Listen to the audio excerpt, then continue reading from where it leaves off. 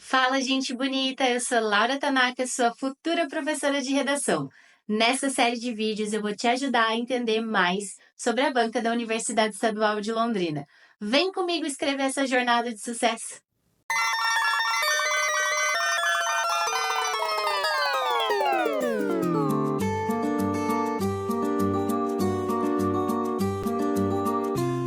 Vamos de 5 dicas honestas sobre redação da UEL com vocês. E eu vou fazendo meus comentários ao longo delas. Se surgirem dúvidas, por favor, deixa aqui embaixo que eu quero muito gravar solucionando o máximo que eu conseguir. A primeira delas é o seguinte: escrever bem não é o suficiente. Você tem que escrever melhor que os demais. Sim, pessoal, e isso acontece porque, como eu já informei no vídeo anterior, a UEL cria o parâmetro dentro do exame. Então, eu preciso que você seja um estudante humilde, ok? Olhe ali as correções dos seus textos no seu cursinho, na sua escola, mas sempre a compare com os textos da Diálogos Pedagógicos, do seu amiguinho na escola que escreve bem. Sim, eu sei que a gente vive na era em que a gente diz que a comparação com os outros é muito ruim. Isso é verdade. Nós temos que avaliar o nosso processo dentro de nós mesmos. Isso é uma verdade. O seu processo de redação é diferente do seu processo, amiguinho, mas isso é outra história. Eu não estou falando sobre estudo de redação. Agora eu estou falando sobre prova. Você precisa entender que você não é o alecrim dourado nem o golden ticket, que podem existir pessoas e provavelmente existem pessoas que escrevem melhor do que você. Então você tem que tentar ir se superando, sim. Não adianta você fazer o básico, o mínimo do que o seu professor de redação explicou para você e realmente achar que você já está abafando. É preciso um pouco mais de humildade. Muitas vezes você conseguiu atingir o objetivo da atividade, mas você ainda precisa evoluir, você ainda precisa de um vocabulário melhor, diminuir seus erros de gramática, sua tese não foi tão original. Entende? Então você tem que buscar o processo de melhoria contínua, se comparando com quem escreve melhor, sim, para que isso seja um alvo, uma meta, um ideal, te faça se esforçar para você ser melhor, ok? Tudo isso porque o parâmetro, quem vai editar são os outros candidatos que estão escrevendo. Então, se você realmente achar que o que você escreve já é o suficiente, já está bom, e não se exigir, se cobrar um pouquinho mais para escrever melhor, muito provavelmente isso vai explicar o porquê de a sua nota permanecer mediana. Fórmulas prontas são seguras, mas limitam a sua nota. Então, vamos diferenciar a fórmula pronta do que o seu professor passa em sala de aula? Primeiro, a fórmula pronta é você realmente entrar num site da internet, pegar uma redação que alguém já escreveu e copiar esse modelo, decorando, escrevendo e trocando uma palavra a outra para adaptar ao tema. Sinceramente, você não é o alecrim dourado, como eu já disse. Outras pessoas vão ter essa ideia, vão aparecer vários textos assim no exame, o corretor vai identificar e vai anular a sua redação.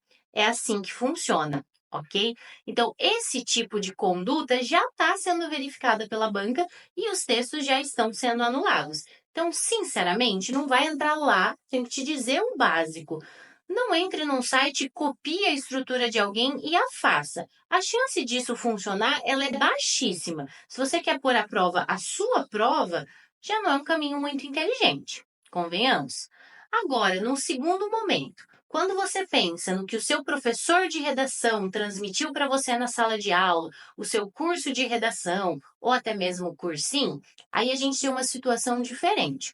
O professor realmente está te passando uma fórmula ou um esqueleto, mas aquilo é para te orientar e ajudar a pensar como fazer a prova. Como você vai agir diante do modelo que o seu professor passa?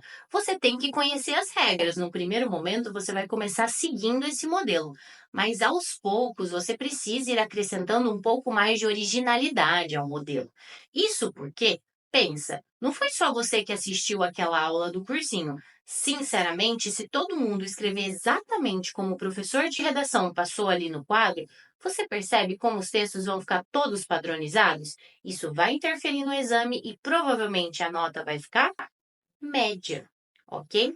Então, o que o seu professor de redação passa na aula é seguro, mas se você quiser ter um pouco mais de destaque, você vai pegar essa segurança que ele está te transmitindo e vai sempre tentar acrescentar um toque pessoal, seja mudando uma conjunção, seja acrescentando uma originalidade à tese, seja com um vocabulário especial, seja tentando ali acrescentar o seu próprio repertório. Então, primeiro você conhece as regras do jogo, que é o que seu professor te ensina, e aos poucos você vai infringindo ou acrescentando um toque pessoal, para daí sim ter a certeza de que você vai conseguir uma média maior. Repertório sociocultural não é enfeite, é critério de excelência. Vamos lá, primeiro para um mito muito grande, o mito de que você não pode ou não deve utilizar um repertório sociocultural na redação da UEL. Gente, sinceramente, isso é uma fake news. É só nós olharmos as provas e os comentários anteriores da revista Diálogos Pedagógicos, assim como lermos os textos que foram bem avaliados, que nós percebemos que os candidatos que tiveram boa avaliação, bom desempenho, sim, muitos deles utilizaram um repertório sociocultural. Pois é. Então, esse é o primeiro mito, o de que você não pode utilizar repertório sociocultural na Universidade Estadual de Londrina, ok? Mas a ideia é a seguinte: você não está proibido. A questão é, você não é obrigado. Quem se obriga a colocar um repertório sociocultural para encaixar. uma ideia, porque decorou aquela frase, porque quer fazer bonito, Já errou na essência. você não vai ter uma boa nota por causa disso. Quando o repertório vai ser um diferencial no texto, quando realmente a teoria, o autor ou a citação que você utilizar tiver uma relação muito direta com o tema ou com o argumento que você apresentou. É fato que no texto da UEL realmente não cabe o mesmo espaço da citação no Enem. Normalmente, os candidatos fazem referência ao nome do autor e eles parafraseiam, explicam brevemente, ou às vezes nem explicam, eles só citam a teoria do autor. Então, eu já li na revista Diálogos Pedagógicos exemplos de textos com o Habermas citando a comunicação. Esqueci agora qual era a outra parte da teoria, tá? Eu sei que não é só comunicação, mas eu me lembrei que é o Habermas. Também já vi redações bem avaliadas, em que o candidato citou Thomas Hobbes e o Contrato Social, ela é mais antiga, de 2017. Textos em que o candidato citou Jean-Jacques Rousseau, que citou Aristóteles. Esses são a Caio Prado Júnior, alguns que eu me lembro, assim, de exames que você também pode encontrar na Diálogos Pedagógicos. Comprovando que a UEL não é contra repertórios socioculturais, avalie esses textos como acima da média, mas existe um conjunto de circunstâncias que fizeram com que aquele texto fosse bom. E não é somente o repertório, eles não encaixaram. Então, se na sua cabeça está a palavra encaixe de repertório, então abandona. Não é para você. Quem utiliza o repertório na redação normalmente teve uma boa ideia e cruzou informações para que aquilo ficasse interessante. E você tem que ir testando isso nas suas redações, correto? Por isso que quando você for fazendo redações semanais, você tiver o feeling, o insight, uma sensação de que você pode utilizar algum autor e ele tem muita relação com o seu argumento, você tem que testar e ir aprimorando até você se sentir seguro no dia da prova de utilizar. Mas se no momento da prova você também não tiver nenhuma referência para que inserir na prova, não tem problema. Ainda assim você pode ter uma nota e ser muito bem avaliado.